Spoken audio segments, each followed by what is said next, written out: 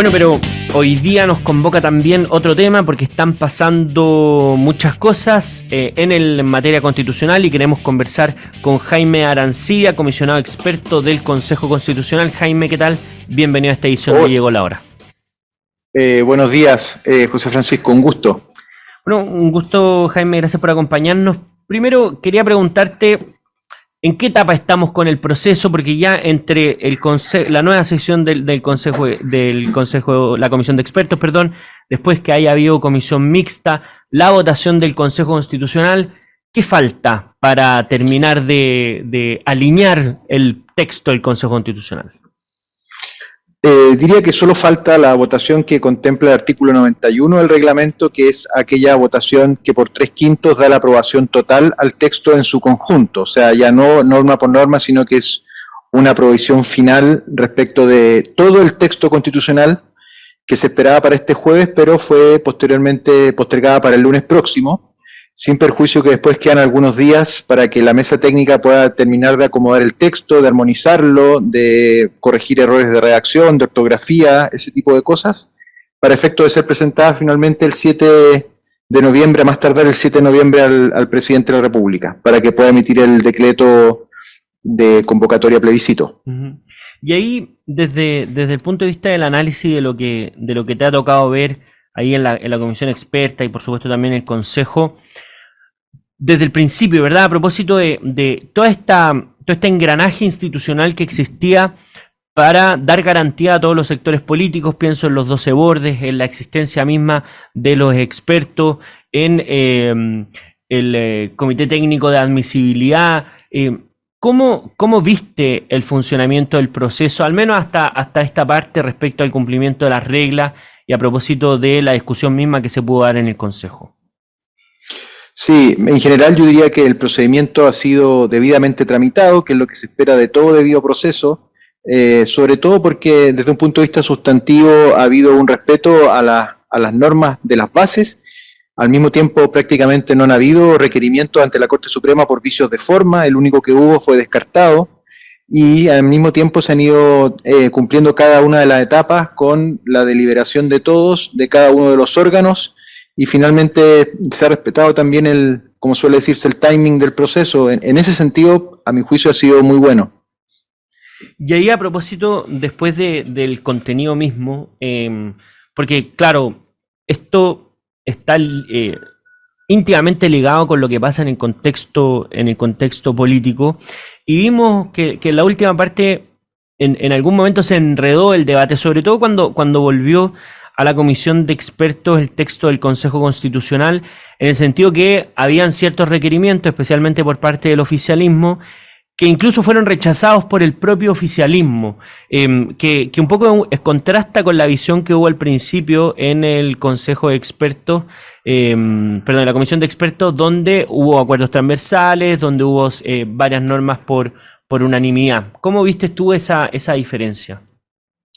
Sí, pienso que es una diferencia natural. Hay que pensar de que el primer texto, que es el de los expertos, es un texto elaborado por personas que saben, que estaban, por así decirlo, en igualdad de condiciones en la mesa, pero no hay que olvidar que nuestro rol, en definitiva, en este proceso, no es dictar o proponer una constitución a la ciudadanía, sino que más que nada aportar con nuestro conocimiento a que el texto que los representantes elegidos por la ciudadanía presenten no tenga defectos técnicos. Y ese es el rol preciso de los expertos. Y me parece que a partir de la configuración del Consejo, producto de las elecciones de mayo, el rol que le correspondía a la comisión experta en la segunda etapa ya no era el mismo que simplemente proponer un borrador, sino que entender que es necesario perfeccionar técnicamente la voluntad ya soberana expresada por la ciudadanía a través de su representante en el Consejo. Por lo tanto, no se trataba simplemente de volver atrás, sino que de adaptar, perfeccionar, mejorar el contenido de esa voluntad soberana a los requerimientos técnicos. Y ese fue, yo creo, la tarea en la que estuvimos de acuerdo en la mayoría de las normas. Piense José Francisco, que la mayoría de las observaciones que formula la comisión experta son por unanimidad, siendo que se produjo diferencia en muy pocas. En todas las demás había precisamente un acuerdo, o mejor dicho, un consenso técnico en torno a cómo perfeccionar esas normas.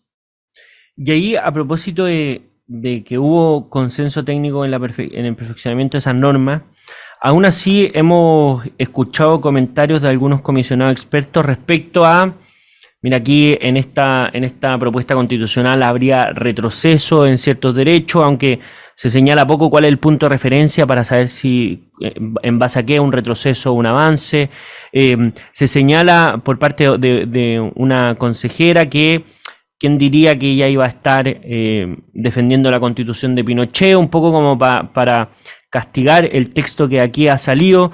Nosotros conversamos la última vez a propósito de si seguía o no la tradición constitucional chilena, el texto, y pareciera que no tiene relación el nivel de críticas o el tono de las críticas respecto al texto mismo. ¿Estás de acuerdo con esa afirmación o te parece que aún quedaron cosas que podrían ser calificadas por ese mundo como retrocesos o dejando de lado un poco el esfuerzo que se hizo en el Consejo Constitucional?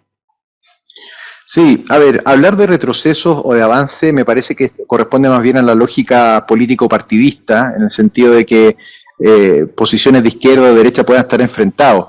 Desde un punto de vista estrictamente técnico, a mí me gustaría necesariamente ir viendo caso a caso, porque en el fondo lo que para algunos pueda significar un retroceso, para otros pueda significar un avance.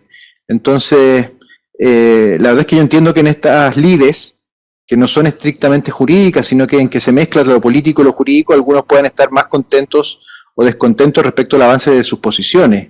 Pero para aterrizar eso a una discusión técnica, habrá que ir viendo caso a caso, porque efectivamente dentro de un punto de vista técnico caben muchas constituciones con distintas posiciones. Y lo nuestro es velar porque se cumpla con criterios de carácter técnico, y eso es lo que a mi juicio se ha cumplido. Y ahí desde ese punto de vista, esta como respaldo técnico también tiene como implicancias políticas, sobre todo en la materia que nos estamos pronunciando, en la Constitución Política de la República. Es como, son cosas que a veces van de la mano. ¿Cómo se huye, un poco, cómo se evita que ciertos comentarios que uno esperaría de personas que tienen un conocimiento técnico no traspasen esa línea y estemos fijando, por ejemplo, que es mi impresión, que se le ponen a este texto estándares completamente superiores a los estándares que las mismas personas pusieron al texto de la Convención Constitucional? Porque esa línea, esa frontera, parece que queda muy frágil o muy permeable a las consideraciones propiamente políticas más allá de las técnicas. No sé cómo has visto tú eso. Sí, a ver, yo creo que el rol de los consejeros es eminentemente político y el de los expertos es eminentemente técnico. Por lo tanto, a mí me parece sano incluso que en una democracia existan distintas opiniones políticas con respecto al texto constitucional. Además, hay que partir de la base que no existe un texto constitucional perfecto. O sea, naturalmente todos podemos tener asuntos que nos gusten más o asuntos que nos gusten menos, y el juicio global respecto de que las cosas que nos gustan más superan las que nos gustan menos, el que va a determinar finalmente si uno aprueba o rechaza.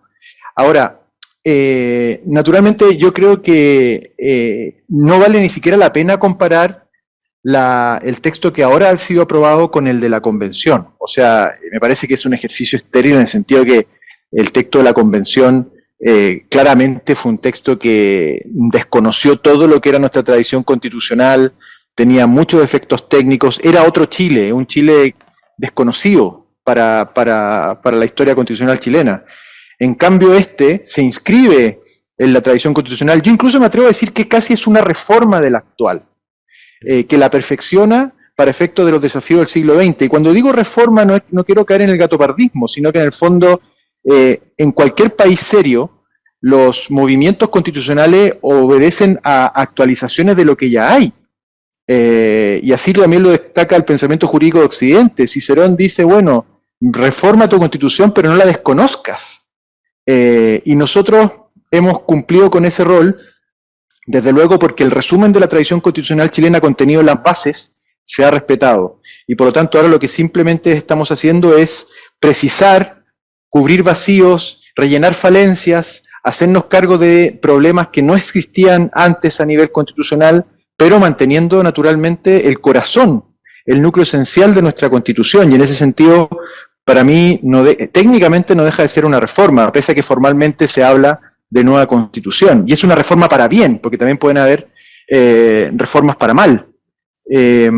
Entonces, claro, algunos pueden estar a favor, otros en contra, y por lo tanto, ahora voy al punto, con lo que la verdadera comparación que importa no es la del texto del anteproyecto con la convención. La verdad es que eso sería un ejercicio demasiado fácil. En el fondo, ahí no hay ninguna duda por dónde perderse. La comparación que importa es es la que importa este diciembre, es si nosotros consideramos que el texto que estaba proponiendo el Consejo es mejor o peor que la Constitución vigente.